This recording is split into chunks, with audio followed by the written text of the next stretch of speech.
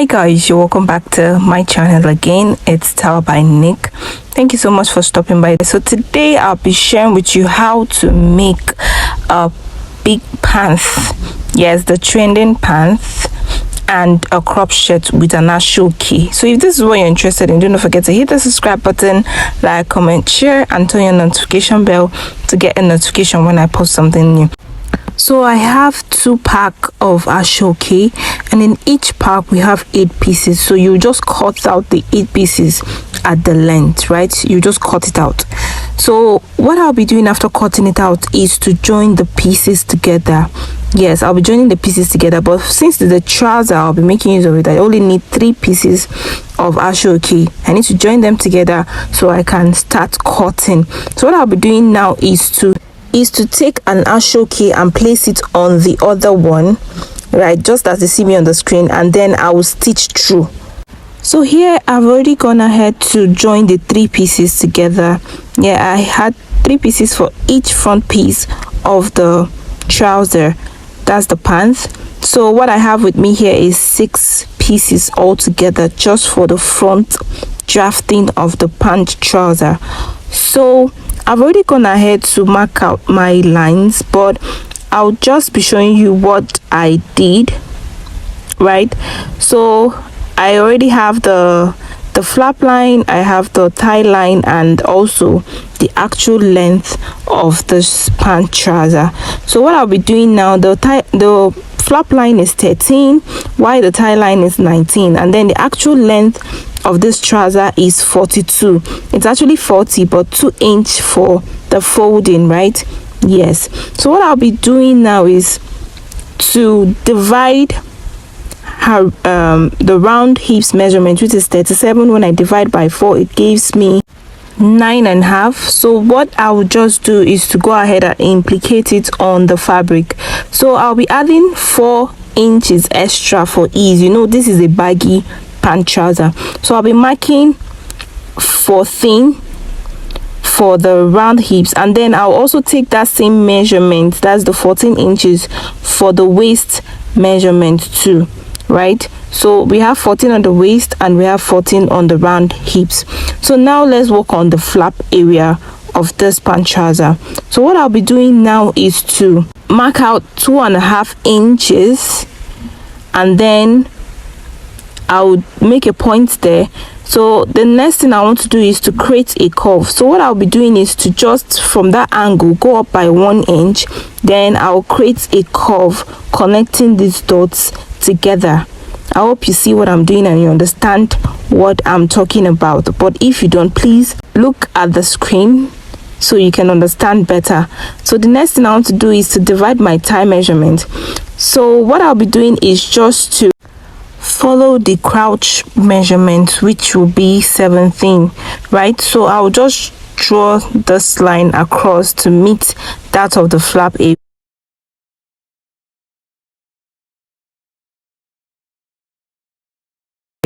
Then I'll also take it down to the actual length of this trouser.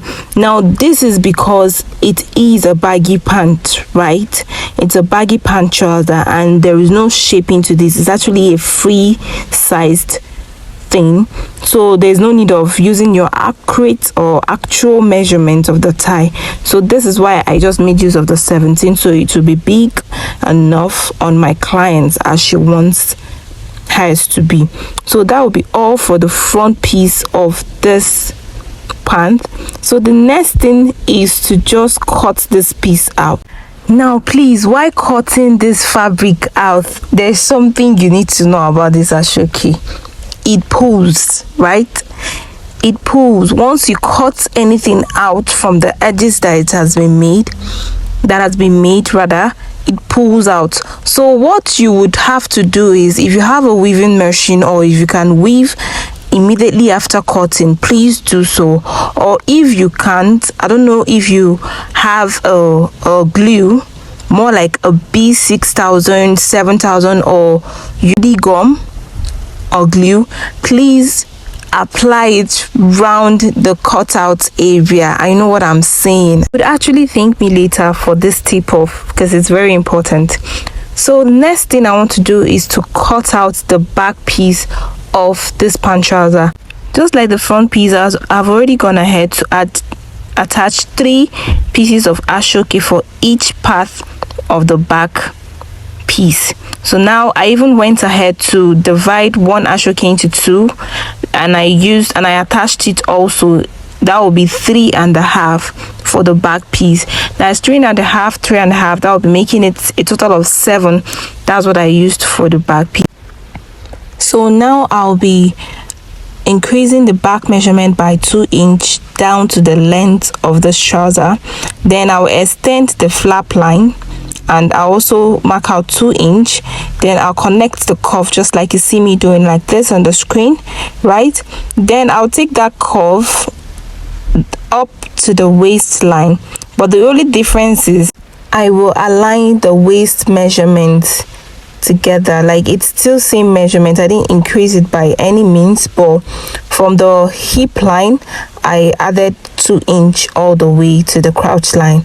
Please do not mind my light, it was acting up. So that will be all for the drafting of the back piece. That's only the difference between the back piece and the front piece, right? So the next thing I'll be doing is to cut this piece off. For those that are yet to follow us, please do not forget to hit the subscribe button, like, comment, share, and turn your notification bell to get a notification when I post something new. Yes, please do not forget to comment and tell us how this tutorial was helpful if you're going to be using this method for your outfit.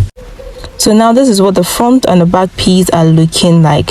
So we'll go ahead to cut the crop shirt for this outfit. So here I have my fabric. I'll just arrange them together and place them in order because I want to use the Asoke weaved part for the down part of this crop shirt. So what I'll be doing now is to mark out 1.5 inch away from the center. That's the center front. That's for the button allowance.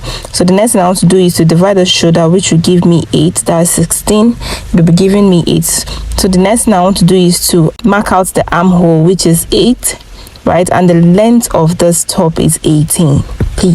I will divide the bust measurement into 4, which gives me 8.5. Yes, 8.5. So the next thing I'll be doing is to add 2 extra inch for seam allowance, right? Then I'll just take the same measurement that I have on the bust line, I'll take it down to the waist line. So now I want to create my armhole curve. I'll come in by 1/2 inch on the length of the armhole, then I'll create my curve just like you see me doing like that. So for the neck, I'll be going in by 3 inches, and then I'll be coming down by 3 inches too. So I'll just create a curve just like you see me doing like that. So the next thing I want to do is to cut these pieces out. So guys, I noticed that the 3 inch allowance I gave was inclusive of the button allowance, so I'll just correct that, and then I'll be cutting through this fabric. Trust me, the outcome of this fabric was so lovely, it was so nice. So please, you want to take your time to cut out these pieces and then secure the ones that we are going to place in use. And please do not throw any pieces away until you're done with this outfit. I know I'm saying that. So I'll get another piece on fold for the back piece, then I'll just get the front piece, I'll place it on the back piece. So I'll be going down by some inches, about 2 to 3 inch. That's because I want the shoulder part of the back to overlap that of the front.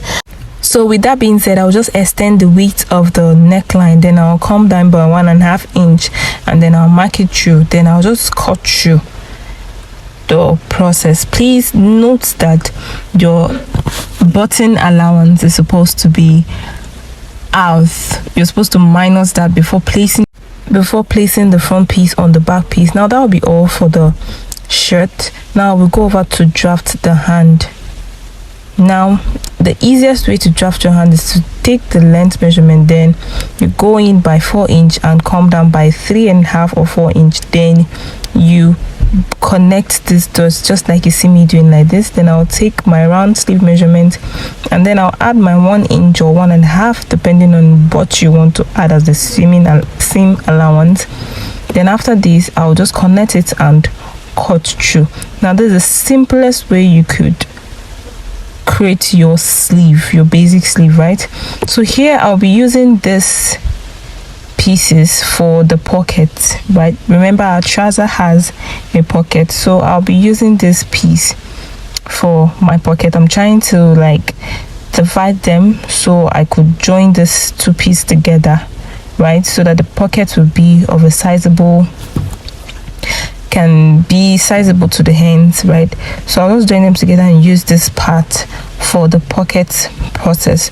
So what you just do is just to, you know, take one Asoke on top of the other, and then you just stitch through the length.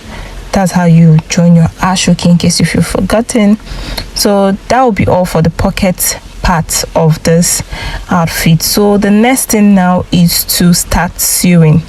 So here I have my shirt piece. Now this is the front piece. I'll be opening it up. Now you want to mark the right side and the wrong side. So here is the front piece, and here I have my turn out, what I call it a lining or a turn up piece. So I'll just place it right side facing right side on each side, right? Then you ensure it is aligning together, right? Then the half inch you're seeing out there, it was rough and it was not equal, so I was trying to cut them out and align every piece together. So please just ensure that the two pieces are meeting perfectly well, so you won't have any issue. So the next thing I want to do is on the neckline, I'll be going in by 2 inch from the center front, right? So the next thing I want to do is to stitch. I'll stitch from that 2 inch down to the buttonhole area. Then I'll come back and show you what I have. So here, when I was done stitching that together, this is what I have. So this is what I was talking about. I stitched from the 2 inch down to the buttonhole area.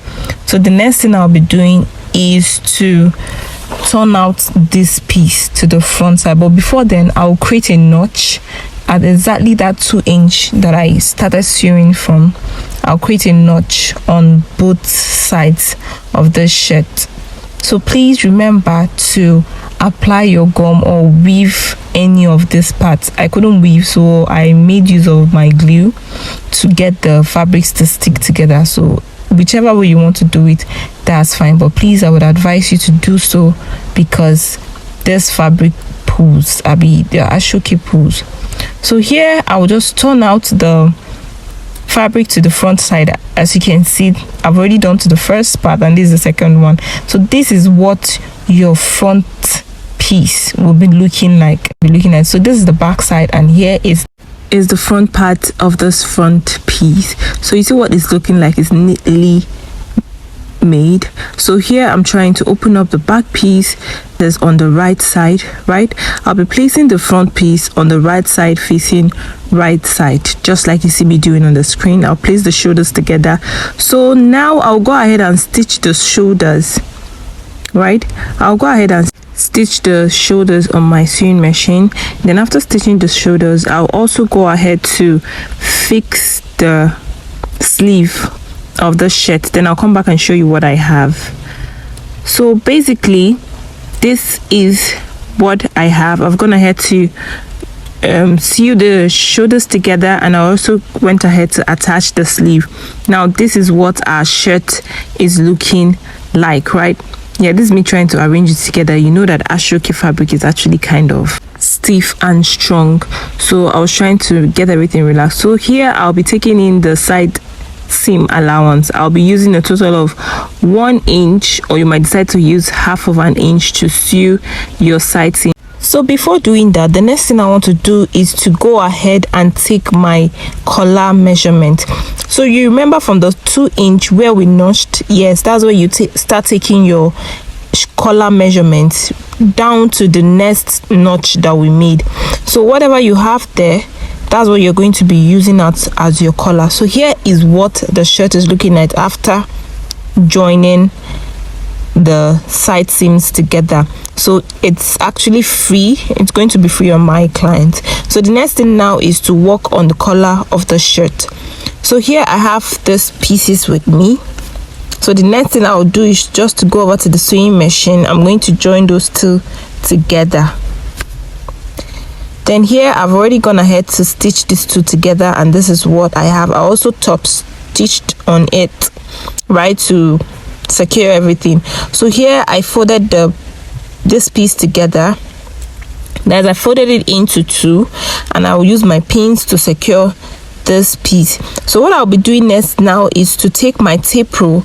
I'll be marking out the measurement I have on the neckline, right?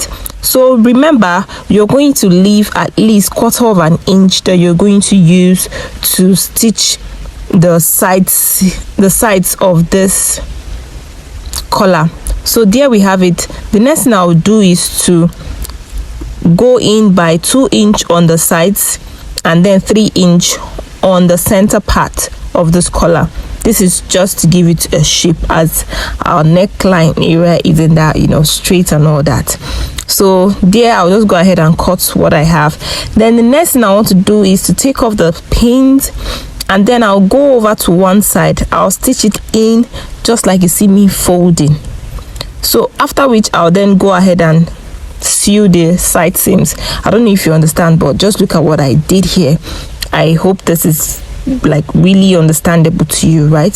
So next we'll start fixing the collar from the notch we made. So after folding in the one side, you have an allowance to first stitch on the collar directly, right? After making your first stitch, just like you see my hands moving, after making your first stitch, the next thing is to cover up the rough edges with the earlier folded part. This is really tricky. I don't know if you understand what I mean, but just look carefully. You see what I'm doing, right? So after stitching the first part of this collar, just to cover up the rough edges, you want your collar to come out neatly. You will use the other part to overlap it and sew on it, please, neatly. So here is the result of what I have. You can see both the inside and the outside, it's neatly stitched. This is the essence of covering it up. So you can see what we have. I'm going to go ahead and iron this shirt. Right after ironing, I'll go ahead and fix my buttons and make my button hole. That is all for the shirt. I didn't fold the hem of the shirt because I used the initial Asoke secured hem for it. So that is all for the shirt. Here I have my trouser pieces with me. I'll go ahead and sew the flap areas together and make my pockets. So I went ahead to make one of the pockets, but I decided to film the process for the other pocket, so for those that find it difficult to create. So here is the second part of the pocket. What I'll be doing now is to take my tape rule. I would go over and I'll come in by 2 inch, and then I'll go down by 8 inches. Then I will take the piece for the pocket and place it just like you see me doing, like this, on the main trouser part. Then the next thing, I'll just curve it out. But later on, I decided not to curve it. I decided to just make it kind of slanty rather, right? Just like you see. So basically what I did was stitch through the slanty mark that I made. Then I now turned over and top stitched. That's why we have this. So the next thing is you're going to now fold your pocket into two, just like you see. Then you bring out the 2 inch you made away with earlier, right? Because the 2 inch is where we started fixing the slanty pocket from. So you go ahead to stitch this upper part and then make a notch on the ends of the pocket. Then you go ahead and make a stitch from there down and make it a little bit curvy while coming to the stitched down path. So after doing this, you can see this is how my pocket turned out to be. This is the outcome. I also went ahead to top stitch the down part after the first stitch. So this is what our pocket is looking like. The fixing of pockets are actually very simple. It just determines on how you want it to be and how willing you are to fix it up properly. So that is all for the front piece. Here we have the back piece. The next thing to do is to bring these two pieces together just like you see on the screen, then align the side seams together. Then I'll go ahead to stitch my side seams. You might maybe have created your side seams to be 1 inch or 1.5 or half an inch, whatever measurements you used. Please just take in your side seams with that measurement. And also you go to the center seams and you make sure the crouch area is meeting with the other. Then you go ahead and shape it all round through the first leg to the other leg of the trouser. So here I have my band with me. I actually measured what I have on the waist of the trouser when I was done taking my shaping. Then I cut the band. Then for the elastic, what you would do is, this is a 2-inch elastic. So what you do for the elastic is to divide what you have on the band measurements by 2. Whatever you have, you'd add 5 to 6 extra inches for ease, right? Because this is actually a band trouser. But if you're of a bigger size, you might decide to add 7 to 8, right? Or 6 too, depending on how big you are, right?